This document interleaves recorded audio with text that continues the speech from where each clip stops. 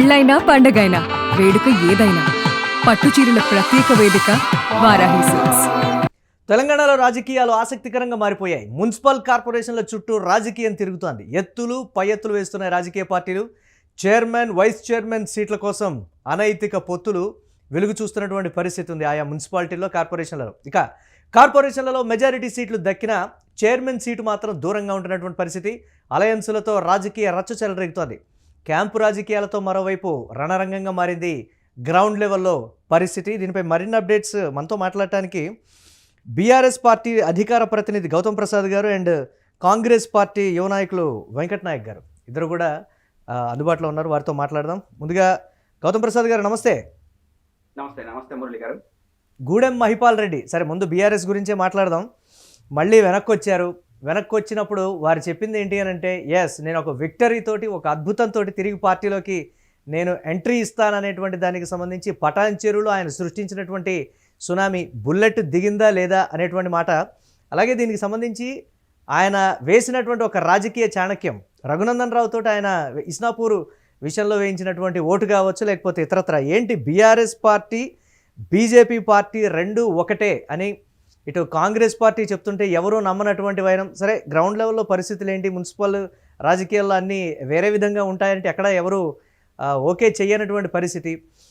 ప్రముఖంగా మామూలు సమయాల్లో బీఆర్ఎస్ పార్టీ మీద విరుచుకుపడేటువంటి రఘునందన్ రావు ఇప్పుడు బీఆర్ఎస్ పార్టీకి అనుకూలంగా బీఆర్ఎస్ పార్టీతో పాటు బీఆర్ఎస్ పార్టీ ఎమ్మెల్యే కారులో వచ్చి పాల్గొన్నటువంటి పరిస్థితి ఏంటి, ఎలా చూడాలంటారు? దీనికి సంబంధించి ఏం చెప్తుంది బీఆర్ఎస్ పార్టీ? మురళి గారు, మీకు మన ప్యానెల్లో ఉన్న వెంకట్ నాయక్ గారికి, మన ప్రేక్షకులందరికీ గుడ్ ఈవినింగ్ అండి. అంటే ఈరోజు మన రాష్ట్ర రాజకీయాలలో మున్సిపాలిటీ ఎన్నికలకు సంబంధించిన మనం ప్రత్యేకమైన ఒక పరిస్థితిలో మనం ఉండడం అనేది మనం అంతా గమనిస్తున్న పరిస్థితి. దీంట్లో నేనేమంటున్నానంటే, అంటే గూడెం మహిపాల్ రెడ్డి గారు గతంలో ఒక పొరపాటు చేసి నేను మళ్ళీ బీఆర్ఎస్ అని చెప్పేసి అనుకొని రావటం అనేది చాలా చాలా సంతోషించదగ్గ అంశం. ఎందుకంటే ఈ 2 ఏళ్ల పరిపాలన కాంగ్రెస్ పార్టీ చూసిన తర్వాత ఎవరు ఆ పార్టీకి మద్దతు ఇవ్వాలని కానీ, ఆ పార్టీలో ఉండాలని కానీ, ఆ ప్రభుత్వంలో కొనసాగాలని కానీ ఎవరు అనుకోని పరిస్థితి, అనుకునే స్థితి కూడా లేదు. అదేవిధంగా మీరు రాష్ట్ర వ్యాప్తంగా మీరు గమనిస్తే వాళ్ళు ఏదైతే చైర్మన్ల కోసం కావచ్చు, మున్సిపల్ చైర్మన్ల కోసం కావచ్చు, లేకపోతే కార్పొరేషన్ చైర్మన్ల కోసం పడుతున్న కక్కుర్తి మనమంతా గమనిస్తున్నాం. ఈ కక్కుర్తిలో భాగంగానే అక్కడక్కడ ఉన్న వార్డు మెంబర్లను ఏ పార్టీ అయినా అదే విధంగా ఉంటుంది? లేదు లేదు, ఏ పార్టీ, మా పార్టీ ఎక్కడ కిడ్నాపులు చేసిన సందర్భాలు లేవే. వాళ్ళు కిడ్నాపులు చేయడము, కొట్టడము, చంపుతానని బెదిరించడము, ఎన్నికైన మరుక్షణమే క్యాంపు రాజకీయాలకు తెరలేపడము, వెంటనే వాళ్ళని కిడ్నాప్ చేసి తీసుకుపోవడము, మీకు కూడా గురి చేసినటువంటి సందర్భాలు లేవా బీఆర్ఎస్ పార్టీ? లేదు, అట్లాంటిది లేదు. మీరేమైనా ఆనాడు మాకు 116 వచ్చినాయండి, 120లో 116 వచ్చినాయి. మేమేం క్యాంపు రాజకీయాలు చేసింది కాదు. మాకు వచ్చిన మెజార్టీ అటువంటిది.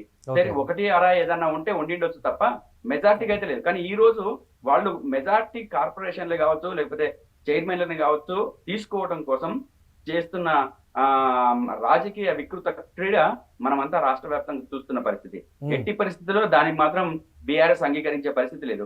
ఈ రోజు రఘునందన్ రావు గారు వచ్చి గూడెం మహిపాల్ రెడ్డి గారి కారులో వచ్చి ఓటు వేయటము అని చెప్పేసి అని అంటే, అక్కడ ఉన్న స్థానిక పరిస్థితుల రీత్యా అంటే బీఆర్ఎస్ కు మద్దతు ఇవ్వాలని చెప్పేసి వాళ్ళిద్దరు ఇక్కడ చర్చ ఏంటంటే, వాళ్ళిద్దరు గల్లీలో లీడర్లు అయితే దీనికి సంబంధించి ఏదో మాట్లాడుకోవచ్చు.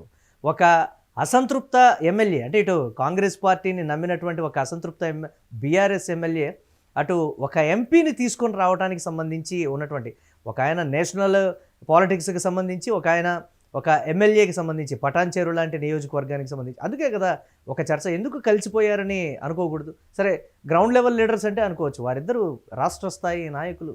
దాని అలా అదే నేను మురళి గారు అదే అంటున్నాను. అక్కడ స్థానికంగా ఉన్న రాజకీయ సమీకరణలు ఏ విధంగా జరుగుతున్నాయి అనేది మనం కొంచెం గమనించాల్సిన అవసరం ఉంది. ఉదాహరణకి ఇప్పుడు మీరు పటాన్ చెరువు అంటున్నారు, అదే విధంగా కామారెడ్డిలో కాంగ్రెస్ బీఆర్ఎస్ కూడా కలిసినట్టుగా నేను ఒక వార్త చూశాను. అంటే అక్కడ స్థానికంగా ఉన్న కొన్ని సమస్యల కారణంగానో లేకపోతే ఇంకో కారణంగానో ఏదైనా కలిస్తే అది పార్టీ డైరెక్షన్ ఇచ్చినట్టు కాదు. అక్కడ ఉన్న స్థానిక స్థితిగతుల్ని బట్టి కొంత మార్పులు చేర్పులు చేసుకున్న పరిస్థితి. అయినా వాటికి సంబంధించిన పూర్తి సమాచారం సెంటర్ కి రావాల్సింది ఉంది, దాన్ని విశ్లేషించాల్సిన అవసరం ఉంది. ఒకటి అరా అక్కడక్కడ జరిగితే జరిగి ఉండొచ్చు, కానీ మెజార్టీగా కాంగ్రెస్ పార్టీ నిన్నటి దాకా మా పార్టీకి సంబంధించిన అన్న మాటలు ఏంటి, ఈ బీజేపీ కావచ్చు కాంగ్రెస్ అంటే గ్రౌండ్ లెవెల్ అప్పటి వరకు అంటే ఇక్కడ ఏమొస్తుందంటే అప్పటి వరకు గ్రౌండ్ లెవెల్లో విమర్శించుకున్నటువంటి నేతలు, నాయకులు, కార్యకర్తలు మళ్ళీ అక్కడ కలిసిపోయేటువంటి పరిస్థితులు ఉంటాయా అనే ఒక మాట, వాళ్ళు ఎలా మింగిలైపోయి పనిచేస్తారు అనే. మురళి గారు, ఇక్కడ ఎట్టి పరిస్థితుల్లో బీఆర్ఎస్ కాంగ్రెస్ ఒకటి కావనే సంగతి అనేక సందర్భాల్లో రూఢి అయింది. దాన్ని మనం ప్రత్యేకించి మళ్ళీ నిర్వచించుకోవాల్సిన అవసరం లేదు. అంటే ఏదో ఒకటి దాన్ని పట్టుకొని మనం, అంటే రాజకీయాల్లో శాశ్వత శత్రువులు శాశ్వత మిత్రులు ఉండరు కాబట్టి ఇది తర్వాత రోజుల్లో కూడా క్యారీ ఫార్వర్డ్ అవుతుందా అనే ఒక. రాజకీయాల్లో శాశ్వత శత్రువులు శాశ్వత మిత్రులు ఉండరనే మాట వాస్తవమే, కానీ ఈ రాష్ట్రంలో మాకు శాశ్వతంగా శత్రువు ఉన్నది మాత్రం కాంగ్రెస్. బీజేపీ కూడా లేవు, అది తర్వాత సంగతి. ఈ రోజు అధికారంలో ఉన్న పార్టీ కాంగ్రెస్ కాబట్టి ఈ కాంగ్రెస్ చేస్తున్న అరాచకాలు ఏవైతే ఉన్నాయో దాన్ని అరికట్టడానికి ఓటు రూపంలో పట్టణ ప్రజలంతా కూడా బీఆర్ఎస్ వెంట నిలబడ్డ పరిస్థితి. సరే, వాళ్ళు ఏం చెప్పుకుంటున్నారు, మేము మెజార్టీ గెలిచినాము, అంటే చాలా 90% గెలిచినాం అని చెప్పేసి నిన్న మహేష్ కుమార్ గౌడ్ గారు మాట్లాడారు. 90% ఎక్కడ ఉందండి, చాలా సీరియస్ గానే ఎలక్షన్ కమిషన్ మన ముందు మొత్తం డేటా అంతా బయట పెట్టింది కదా, 40% మించి వాళ్ళకు రాలేదు. మాకు దాదాపు 32%. అంటే వాళ్ళకు వెంటనే ఉన్నాం, అంటే మరీ దూరం ఏం లేము. అంటే ప్రజలు ఎక్కడైనా వాళ్ళకి డిస్టింక్షన్ రాలేదు, ఏదో అత్యవసర మార్కులతోని ఏదో పాస్ మార్కులు వచ్చినాయి తప్ప వాళ్ళు ఏదో డిస్టింక్షన్ లో పాస్ అయినామని చెప్పేసి అనుకోవడానికి అయితే లేదు. పాస్ మార్కులు గీట్రాయి కనీసం 60%, ఇక 75-80 వచ్చినంటే డిస్టింక్షన్ దాకా వెళ్ళిపోవచ్చు. మా హయాంలో మేము అత్యంత అధికంగా మా పర్ఫార్మెన్స్ ఎక్కువ ఉంది, ప్రజలు మాకు మద్దతుగా నిలిచారు. కానీ ఈ రోజు కాంగ్రెస్ పార్టీ దుష్టపాలనకు వ్యతిరేకంగా ప్రజలు ఉన్నారు. కాకపోతే ఈ 3 సంవత్సరాల పరిపాలన కాదనలేక అవుననలేక రెండింటి మధ్య కొట్టుమిట్టాడి ఒక స్పష్టమైన మెజార్టీ ఇవ్వలేని పరిస్థితిలో పూర్తిగా ప్రతిపక్షం వైపు నిలబడడానికి ప్రజలు సిద్ధంగా ఉన్నారు కాబట్టి ఈ ఫలితాలు వెల్లడైనాయి అనేది మేము అనుకుంటున్నాం. ఇక కాంగ్రెస్ యువ నాయకులు వెంకట్ నాయక్ గారు ఉన్నారు, వారితో కూడా మాట్లాడదాం. వెంకట్ నాయక్ గారు నమస్తే. నమస్తే సార్. ఏంటి, ఎలా చూడాలంటారు దీనికి సంబంధించి? అటు బీఆర్ఎస్ బీజేపీ ఒకవైపు, అంటే కొన్ని చోట్ల అదే వారు చెప్పినట్లుగా కాంగ్రెస్ బీఆర్ఎస్ కూడా స్థానిక పరిస్థితుల దృష్ట్యా కలిసిపోతున్నాయనేటువంటి మాట. అంటే ఇక్కడ అధికారం కోసం స్థానికంగా ఉండేటువంటి పరిస్థితులను బేరీజు వేసుకొని అక్కడ రాజకీయమే ఉంది తప్ప ఎక్కడ పార్టీలకు సంబంధించి ఆ విలువలు కానీ లేకపోతే ఇతరత్ర ఎన్నికల సమయంలో ఆ స్థాయి ధీటుగా కలిసి పోటీ చేసినటువంటి పరిస్థితి ప్రచారంలో కానీ లేకపోతే విమర్శించుకున్నటువంటి దానికి సంబంధించి తీరా ఫలితాలు వచ్చిన తర్వాత ములాఖతులు ఏ విధంగా చూడాలంటారు అసలు దీన్ని? ఈ చిత్రాలకు సంబంధించి అధికార పార్టీ నిజంగా గ్రౌండ్ లెవెల్లో స్ట్రాంగ్గా ఉండి గెలిచిందంటారా, లేకపోతే అధికారంలో ఉన్నారు కాబట్టి యాజ్ యూజువల్గా గెలుపు కామన్గా వస్తుంది కాబట్టి ఈ గెలుపు అంటారు? అది సార్, మీకు గౌతమ్ ప్రసాద్ గారికి నమస్కారం. రాజకీయాల్లో ఎట్లా ఉంటుందంటే సార్, ఒకసారి లోకల్ పాలిటిక్స్ చూద్దాం.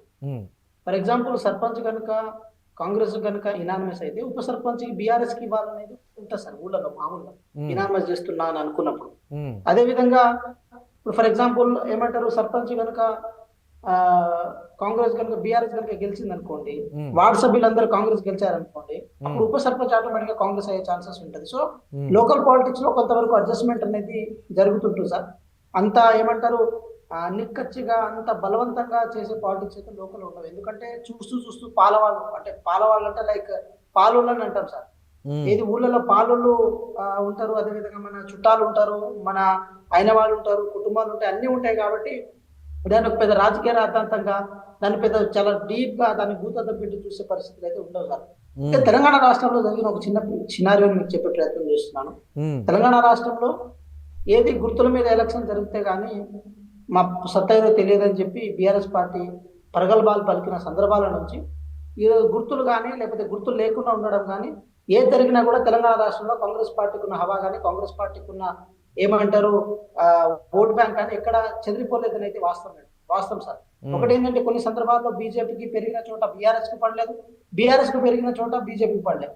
కానీ కాంగ్రెస్ పార్టీ ఓటు బలం పదిలంగా అట్లే ఉంది. 2021-22 ఆ కాల పరిమితిలో జరిగిన మున్సిపల్ ఎలక్షన్స్ లో మా రిజల్ట్ ఎట్లా ఉండే, ఇప్పుడు రిజల్ట్ ఎట్లా ఉండే అంటే మేము చాలా డ్రాస్టిక్ గా చాలా పద్ధతి ప్రకారం చాలా ర్యాపిడ్ గ్రోత్ అయితే పొందగలిగినాం. దాన్ని పంచాయతీ ఎలక్షన్ లో నిరూపించుకున్నాం, మున్సిపల్ కార్పొరేషన్ ఎలక్షన్ లో నిరూపించుకున్నాం, రేపు రాబోయే ఎంపీటీసీ ఎలక్షన్స్ లో నిరూపించుకుంటేనే జిహెచ్ఎంసీ ఎలక్షన్ లో కూడా మా సత్తా ఎంతో ముందుకు చూపించుకుంటాం సార్. ఇదంతా తెలంగాణ రాష్ట్రంలో కాంగ్రెస్ పార్టీకి ఉన్న రిఫరెండం సార్. ఈ 5 సంవత్సరాల కాల పరిమితిని కాకుండా ఇంకో 5 సంవత్సరాల కాల పరిమితిని కూడా ఈ ప్రజాస్వామ్యంలో ప్రజల మద్దతుతో గౌరవ ముఖ్యమంత్రి గారి యొక్క టీం వర్క్, వారి యొక్క టీం వర్క్ తో ఈ రోజు మేము ఆ బలాన్ని మేము తీసుకురాగలుగుతాం. సరే, మరి ఎస్ జగిత్యాల పంచాయతీని ఎందుకు సరే ఇప్పుడు గెలిచారు కాబట్టి సరే 2.5 ఏళ్ళు అనేటువంటి ఒక ఫార్ములాతో ఏదో కేంద్ర నాయకత్వం నుంచి ఒకరు వచ్చి దాన్ని లెవెల్ చేసినటువంటి పరిస్థితి ఉంది. ఎందుకు జగిత్యాల రాజకీయం ఆ స్థాయి రప్చర్ని క్రియేట్ చేసి జీవన్ రెడ్డి లాంటి సీనియర్ నాయకులు బాహాటంగా బయటకు వచ్చి రెబల్ అభ్యర్థుల్ని నిలబెట్టి వారిని గెలిపించుకొని మళ్ళీ అధిష్టానం నుంచి బుజ్జగింపుల పర్వం ఇక్కడి దాకా తెచ్చుకోవాల్సినటువంటి అవసరం ఏంటి? ఎన్నికల ముందే కళ్ళు తెరుచుంటే బాగుండేది కదా. కాంగ్రెస్ పార్టీకి ఈ మచ్చ కావచ్చు, అసలే జాతీయ స్థాయిలో కాంగ్రెస్ పార్టీ సీనియర్ నుంచి వ్యతిరేకత కావచ్చు, ఇన్ని రకాలుగా వ్యక్తమవుతున్నప్పుడు కనీసం రాష్ట్ర స్థాయిలో రాష్ట్ర నాయకత్వమైన ఎందుకు దీని ఇంత రప్చర్ క్రియేట్ చేసుకోవడానికి కూర్చోబెట్టి మాట్లాడేటువంటి పరిస్థితులు కూడా జగిత్యాల విషయంలో ఎందుకు లేదు? సంజయ్ వర్సెస్ అనేటువంటి మాట దీని ఎలా చూడాలంటారు? జీవన్ రెడ్డి గారు మా ఇంటి పెద్దన్న, మా ఇంటి పెద్దన్న అలిగినా ఏది చేసినా అది పేరుకే కానీ పదవుల్లో కాదుగా. లేదు సార్, వారికి సార్ అట్లా ఉండదు సార్. ప్రయారిటీలో పేరుకే పెద్దన్న కానీ ప్రయారిటీలో కానీ లేకపోతే పదవుల్లో కానీ ఆయన వెనకే ఉన్నారనేటువంటి మాట ఎన్నికల ముందు తేటతెల్లం అయింది కదా. అందుకే కదా ఆయన రెబల్స్. మురళి గారు 2018లో వాళ్ళకి టికెట్ వచ్చింది, తర్వాత వాళ్ళు ఎమ్మెల్సీ అయ్యారు. 2023లో వారికి టికెట్ వచ్చింది ఎమ్మెల్యేగా. మున్సిపల్ ఎన్నికలకు సంబంధించి వెంకట గారు మీరు ఇచ్చారు అవకాశాలు. నేను దానికి సంబంధించి కాదు, నేను మున్సిపల్ ఎన్నికల్ని మాత్రమే వెంకట గారు ప్లీజ్, నేను మున్సిపల్ ఎన్నికలకు సంబంధించి మాత్రమే మాట్లాడుతున్న. గ్రౌండ్ లెవెల్ రియాలిటీ కావచ్చు, ఆయనకు వచ్చినటువంటి ప్రజలకు వెళ్ళినప్పుడు స్పందన. జగిత్యాలలో Congress party chairman, Congress party vice chairman, Congress పార్టీలో గెలిచిన వాళ్ళందరి మద్దతుతోనే ఈ రోజు అక్కడ జగిత్యాలలో కాంగ్రెస్ పార్టీ వశం చేసుకున్నాం కదా సార్. ఇంటర్నల్ గా జరిగే వ్యవహారాలను మీడియా భూతత్వంలో పెట్టి చూసినంత మాత్రం అది కాంగ్రెస్ పార్టీ బయటకు వచ్చి కార్యకర్తలు మాట్లాడితే భూతద్దం అంటారు సార్. ఒకటి మురళి గారు ఇప్పుడు ఎలక్షన్ కంటే ముందు కూడా ఎన్ని స్పెక్యులేషన్స్ వచ్చినాయి. సో వాటిని దాటుకొని ఈ రోజు కాంగ్రెస్ పార్టీని అక్కడ ఉన్న ప్రజలు పట్టం కట్టారు కాబట్టి ఈ రోజు మున్సిపల్ చైర్మన్, వైస్ చైర్మన్ ని పొందగలిగినాం కదా సార్. నువ్వు ఇంకో విషయం కూడా చెప్పాలి. మీరు పటాన్ చెరువు మైపాల్ రెడ్డి గారి గురించి మాట్లాడు కాబట్టి చెప్తున్నాను సార్. మైపాల్ రెడ్డి గారి పట్ల కానీ లేకపోతే సరే కాంగ్రెస్ పార్టీలో చేరారని ఒక భావనలో ఉన్న వాళ్ళందరూ వాళ్ళు ఏం చేసినట్టే కేటీఆర్ గారి సమక్షంలో కేటీఆర్ గారు చాలా స్పష్టంగా చెప్పుండే, ఏమని చెప్పుండే, వాళ్ళని ఉరికిచ్చి కొడతాం, వాళ్ళని తరిమి కొడతాం, వాళ్ళు మళ్ళీ మా పార్టీ మొహం చూడరు, ఏ మొహం వేసుకొని దాంట్లో పోయిరు, వాళ్ళు సిగ్గులేని సన్నాసులు, జెండా కప్పుకున్నారా లేదని చెప్పుకోలేకపోతుందని చెప్పి నానా రకరకాలుగా మాట్లాడిన వాళ్ళు ఈరోజు కూడా మైపాల్ రెడ్డి గారిని ఎట్లా వాళ్ళు హక్కును చేర్చుకుంటారు, ఎట్లా వాళ్ళ సంఖ్యలో చేర్చుకుంటారు అనేది కూడా వాళ్ళు చెప్పాల్సిన అవసరం ఉంది. వారు పార్టీ మారాలని చెప్పి వాళ్ళ భావన ఉన్నప్పుడు వారిని పార్టీని సస్పెండ్ చేయలేదు. సరే, అదేవిధంగా వారి పార్టీ నిధుల కింద, అదే పార్టీ ఫండ్ కింద ప్రతి నెల ఒక చందా రూపంలో 5,000 రూపాయలు చెల్లించినప్పుడు దాన్ని ఎక్కడ ఆపలే, దాన్ని ఎక్కడ వాళ్ళు కట్టెలు చేయలే. వాళ్ళు 5,000 రూపాయలు ప్రతి మంత్ తీసుకున్నారు. అదేవిధంగా వాళ్ళ మీద అపండాలు వేసుకున్నారు, ఇది వేసుకున్నారు. ఈరోజు మళ్ళీ కూడా మైపాల్ రెడ్డి గారు బీఆర్ఎస్ పార్టీలో పనిచేస్తుంది కాబట్టి ఆ చుట్టుపక్కల ఉన్న ఇంగ్లీషం కానీ గడ్డపోతారం కానీ లేకపోతే ఆయన చెప్పినటువంటి మాట ఏంటంటే మహిపాల్ రెడ్డి చాలా తొందరగా కళ్ళు తెరిచారనేటువంటి మాట చెప్పాడు. ఆయన 1.5 సంవత్సరం పట్టింది, కానీ నాకు అందరూ చెప్తూనే ఉన్నారు మీరు కాంగ్రెస్ పార్టీలోకి అనవసరంగా వెళ్తున్నారని చెప్తూనే ఉన్నారు. సో నేనే వినలేదు, అందరూ మాత్రం తొందరగా కళ్ళు తెరిచారు, నేను మాత్రమే సంవత్సరంన్నర తర్వాత నేను మేల్కొన్నాను అనేటువంటి మాట కూడా ఆయన చెప్పారు. అలాగే జీవన్ రెడ్డి విషయంలో పర్టికులర్గా ఒక అంశం, ఆయన పార్టీ మారే అంశానికి సంబంధించి కూడా నేను ఆలోచిస్తాను అని అన్నారనంటే ఇంకా అసంతృప్తితోనే ఉన్నారా, లేకపోతే ఆయన్ని బుజ్జగించినప్పటికీ కూడా సరే ఈ విషయం ఇప్పటితో మున్సిపాలిటీ అంశం ఓ కొలికి తీసుకొచ్చిన తర్వాత ఆయన అసంతృప్తిని బాహాటంగా వెళ్ళగక్కేటువంటి పరిస్థితి, ప్రయారిటీ లేని చోట గత కాంగ్రెస్ లాగా లేదు ప్రస్తుత కాంగ్రెస్ అని కూడా రకరకాల కామెంట్ చేసినటువంటి సీనియర్ నాయకుడు పార్టీ మార్పు అంశానికి సంబంధించి కూడా కేవలం మున్సిపల్ ఎన్నికలకు సంబంధించి అలాగే సంజయ్ అంశానికి సంబంధించి కూడా ఆయన చాలా సీరియస్గా ఉన్నట్లుగా కూడా తెలుస్తుంది. ఏంటిది ఈ వేడి? సార్ ఒక విషయం ఏంటంటే, మాలో ఎన్ని గొడవలైనా, మాలో ఎన్ని మాట పెరిగినా కూడా మళ్ళీ మేము ఏకమయ్యే ఛాన్సెస్ అయితే ఉంటాయి. సార్ ఒక విషయం ఏంటంటే, జీవన్ రెడ్డి గారి యొక్క కడుపు మంటని కానీ, జీవన్ రెడ్డి గారి యొక్క బాధని కానీ ఏఐసిసి నాయకుడు వచ్చి రాష్ట్రంలో ఉన్నటువంటి మున్సిపల్ ఎన్నికలకు సంబంధించినటువంటి పంచాయతీని సెటిల్ చేసేటువంటి పరిస్థితి, రాష్ట్ర నాయకత్వం ఎవరు కూడా జీవన్ రెడ్డి దగ్గరికి వచ్చి మాట్లాడేటువంటి సిచ్యువేషన్ ఏం లేదా? 2.5 ఏళ్ళు ఉంటుంది సార్. ఇప్పుడు అడ్లూరు లక్ష్మణ్ గారు, శ్రీధర్ బాబు గారు వారు ఎప్పటికప్పుడు మాట్లాడుతూనే ఉంటారు. గాంధీ భవన్ లో జీవన్ రెడ్డి గారు ఎప్పటికప్పుడు వస్తూనే ఉంటారు. జీవన్ రెడ్డి గారు సీనియర్ మంత్రి, అదేవిధంగా ఎమ్మెల్యే చాలా సార్లు గెలిచిన వ్యక్తి, వారిని ఎప్పుడు గౌరవించుకుంటూనే ఉంటాం. సరే, వారి అలకకు కానీ లేకపోతే వారి యొక్క చిన్న పార్టీ డిస్సెంట్ కానీ ఏదైనా కారణం ఉన్నా కూడా సర్దుబాటు చేసుకుని ముందుకెళ్లే ప్రక్రియ ఉంటుంది, కానీ వారిని కించపరిచి మాట్లాడే అంత స్థాయి మాది కాదు. వారిని మేము క్వశ్చన్ చేసేంత స్థాయి మాకు ఉండదు సార్. ఒక విషయం ఏంటంటే రాజకీయాల్లో చిన్నపాటి డిస్కంఫర్ట్ అనేది ఎక్కడొక్కడ ఉంటుంది సార్. అది ఏ రూపంలోనే ఉంటుంది, కానీ రాజకీయాల్లో అది సహజం సార్. అంత పెద్ద గౌరవ ముఖ్యమంత్రి గారు రేవంత్ రెడ్డి గారు కూడా ఎక్కడొక డిస్కంఫర్ట్ ఉంటుంది ఎవరి వల్లనో. అది అంతర్గతంగా ఉండొచ్చు, లేకపోతే బహిర్గతంగానే ఉండొచ్చు.